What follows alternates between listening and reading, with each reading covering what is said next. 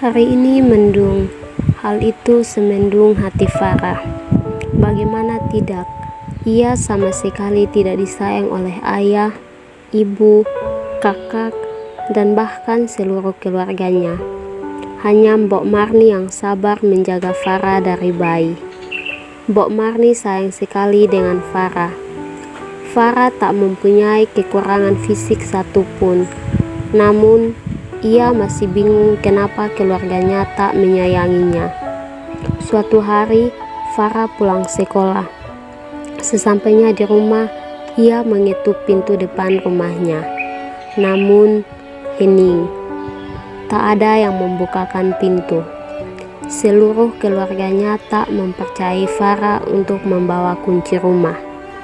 Maka dari itu, Farah tak bisa masuk. Farah baru ingat kalau hari ini seluruh keluarganya pergi ke acara pernikahan. Kakaknya bolos sekolah. Mbok Marni pulang kampung menjenguk ibunya yang sakit. Ia pun menunggu di depan pintu rumah sambil mengulang kembali pelajaran yang sudah ia pelajari tadi di sekolah. Apakah kalian tahu di mana Farah bersekolah? Farah bersekolah di tempat yang tak semestinya dijadikan tempat sekolah. Sekolahan khusus yang menampung anak yang tak diterima di sekolah manapun. Padahal Farah termasuk anak yang pintar. Ia pun berasal dari keluarga yang berada. Kakaknya jangan ditanya lagi. Kakaknya bersekolah di tempat yang sangat bagus, berkualitas, dan bersih tempatnya. Fasilitasnya juga lengkap, berbeda dengan sekolahnya Farah. Hoi, bangun anak pemalas. Suara seseorang terdengar yang membuat Farah bangun dari tidurnya. Ternyata keluarganya sudah datang. Ada Mbok Marni juga. Itu adalah suara Rara, kakaknya. Oh, kakak sudah pulang, seru Farah sambil ingin memeluk kakaknya. Namun, kakaknya malah mundur seperti tak mau dipeluk Farah. Hari juga sudah mulai gelap. Udah sana, minggir. Kami mau buka pintu, gak bisa nih, bentak ibu keras. Farah minggir. Ibunya memutar kunci di lubang kunci. Lalu pintu terbuka, barulah Farah bisa masuk. Berhari-hari Farah murung. Kadang ia mengurung diri di kamarnya. Sekeras apapun keluarganya memarahinya dari luar pintu, Farah tetap tak mau keluar.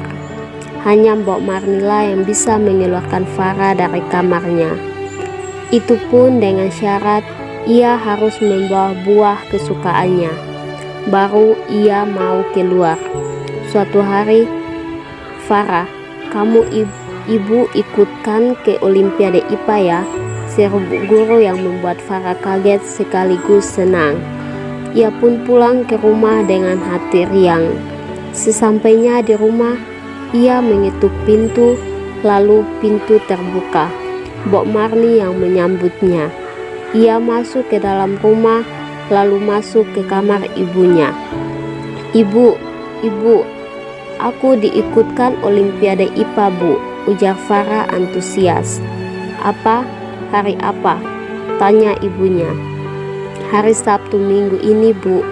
Hei, itu kan hari ketika Rara ikut Olimpiade juga.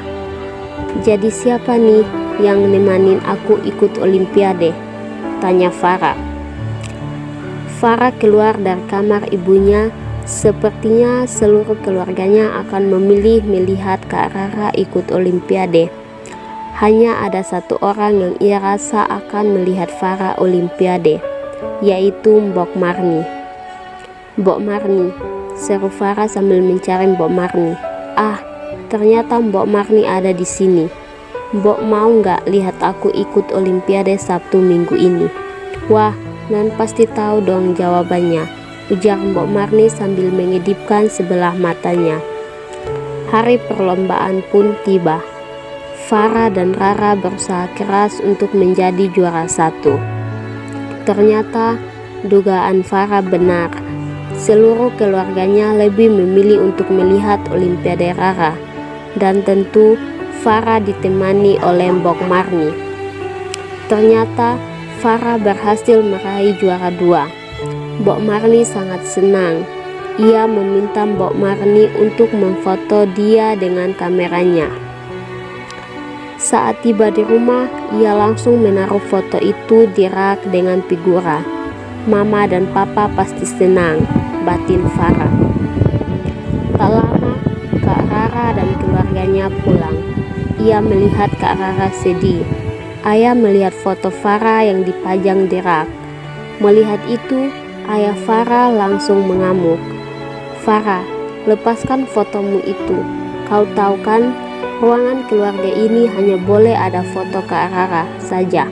Lepaskan fotomu yang tak berguna itu," seru ayah berapi-api. "Apakah kamu tak tahu Farah? Aku kalah dalam Olimpiade. Sekarang lepaskan fotomu dan jangan tambah kesedihanku," seru Rara. Ia pun berlari ke kamarnya sambil menangis. "Rara, oh apa yang telah kamu lakukan Farah? Mengapa kau bisa bersenang-senang ketika kakakmu ini sedang bersedih? Kau ini sungguh anak yang durhaka," seru Fatihah saudaranya. "Aku hanya ingin kalian tahu kalau aku menang Olimpiade juara 2 dan aku sayang kalian," ujar Farah sambil mengambil fotonya dan berlalu ke kamarnya. "Tok tok, masuk," seru Rara senggukan. "Krek, Kak, aku tak bermaksud untuk membuatmu sedih. Maafkan aku," ujar Farah. "Sudahlah, pergi sana. Aku tak mau kamu ada di hadapanku lagi." Hiks, Rara pun mulai menangis. "Bruk, Kak Rara pingsan." "Ma, Pa, Kak Rara pingsan," lapor Farah. "Farah, apa yang kamu lakukan?" "Di rumah sakit. Rara mengalami gagal ginjal, harus donor ginjal," ujar sang dokter. Dalam hati Farah, "Aku mau mendonorkan ginjalku untuk kakak." Tak lama, Farah, kamu adik durhaka, tak mau mendonorkan ginjalmu ke kakakmu sendiri. Untung saja ada orang yang baik hati mau mendonorkan ginjalnya, ujar ayah. Farah merasa sakit hati. Ia segera pulang ke rumah, lalu menulis sesuatu. Ia titipkan surat itu ke Mbok Marni. Ia berpesan agar memberikannya ke keluarganya. "Alhamdulillah kamu sudah bisa pulang. Oh ya, di mana Farah? Padahal hari ultahnya loh," ujar ibu. Mendengar hal itu, Mbok Marni teringat dengan surat. Ia segera memberikannya ke keluarganya. Ayah yang membuka surat itu. Untuk ayah dan ibu yang tercinta. Sekarang Farah sudah pergi. Sekarang sudah tak ada lagi yang ngesalinkan. Semoga kalian berdua senang ya. Untuk kakak Rara, Kak, selamat ultah ya. Semoga ginjal yang aku berikan bermanfaat dan dapat berfungsi dengan baik ya. Aku tak bermaksud untuk membuat kakak sedih waktu itu. Untuk Mbok Marni, terima kasih sudah merawatku dari kecil. Terima kasih sudah sabar merawatku. Aku sayang Mbok Marni. Untuk Fatihah, tolong jangan pernah bilang aku durhaka. Aku tak pernah begitu. Tolong jaga Kak Rara ya.